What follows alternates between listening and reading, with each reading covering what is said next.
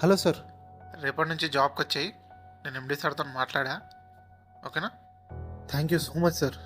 అరే నాన్న, ఒక్క నిమిషం ఆగనానా. పెద్దవాళ్ళతో గొడవలు పెట్టుకోకు, నీ ఉద్యోగం పోతుంది. జాగ్రత్త. Don't repeat this same mistake again. Yeah sir, I won't repeat it again sir.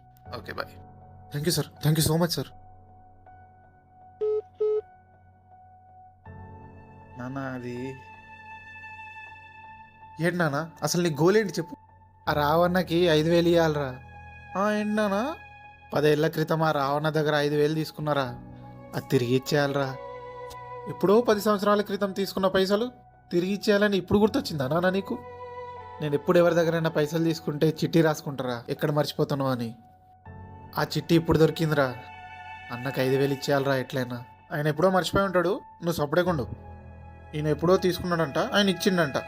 ఎన్ని రోజులైనా 5,000 ఇస్తానని అన్నకు మాట ఇచ్చిండ్రా. నేనేదో తాత ఇచ్చిన ఆస్తి నువ్వు ఇచ్చిన ఆస్తి తీసుకొని కంపెనీ పెట్టి పైసలు సంపాదిస్తున్నా అనుకున్నావా నాన్న? నువ్వు ఊకే పైసలు రా నీకు. ఒక్క 5,000 ఇరా చాలరా. ఊకే పైసలు పైసలు అంటావు, అసలు ఏమి ఇచ్చినావు నాన్న నువ్వు నాకు? అప్పులు పేదరికం తప్ప ఏమి ఇచ్చినావు? అరే ఒకసారి బయటికి వెళ్ళి చూడు.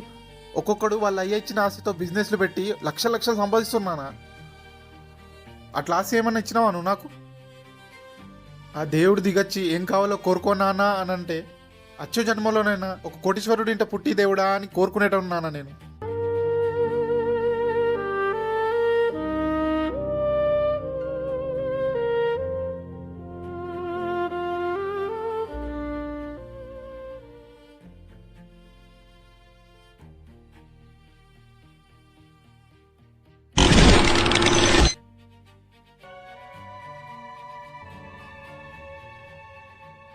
ఛే, మా అయ్య చదివించినా బాగుండు.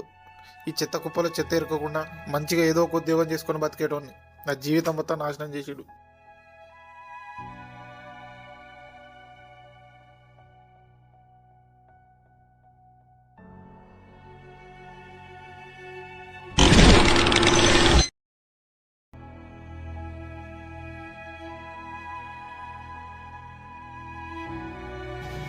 చిన్నప్పటి నుంచి మా అయ్య చదువుకోమని ఎంత చెప్పినా వినలే.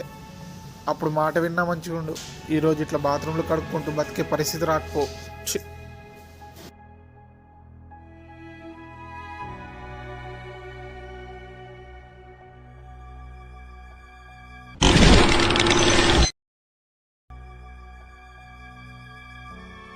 నానా, ఏంద్రా ఇది? ఏమైందన్నా? పండగ రోజు కూడా పనికొచ్చినావు ఏంద్రా నువ్వు? జర పైసలు అవసరం ఉండే అన్న, అందుకే పనికొచ్చిన అన్న. అంత అవసరం ఏముందిరా నీకు? నా కొడుకు స్కూల్ ఫీజు కట్టాలన్నా, లేకుంటే స్కూల్ నుంచి తరిమేస్తారన్నా సార్లు. గవర్నమెంట్ స్కూల్ ఉంది కదరా, అలా చదివించగా. చిన్నప్పటి నుంచి నాకు అది కావాలి ఇది కావాలి అని ఎప్పుడు అడగలేదన్న మా వాడు. అట్లాంటిది ఆడే వచ్చి నేను ఆ స్కూల్లో చదువుకుంటానా అన్న అని మొదటిసారి అడిగిందన్న. అన్న వాడికి ఇవ్వడానికి నా దగ్గర అంత ఆస్తి ఏం లేదన్నా, కానీ నేను వాడికి ఇచ్చే విలువైన ఆస్తి చదువు ఒక్కటే అన్నా. నీలాంటి తండ్రి దొరకడం మీ వాడి అదృష్టం రా. ఈ 5,000 తీసుకొని మీ వాడి ఫీజు కట్టు. అయ్యో వద్దన్నా. పర్లేదురా, నీ దగ్గర ఉన్నప్పుడే ఇయ్యి. ఎన్ని రోజులైనా సరే నేను నీ పైసలు తిరిగి ఇచ్చేస్తానన్నా, ఇది నా మాట అన్నా.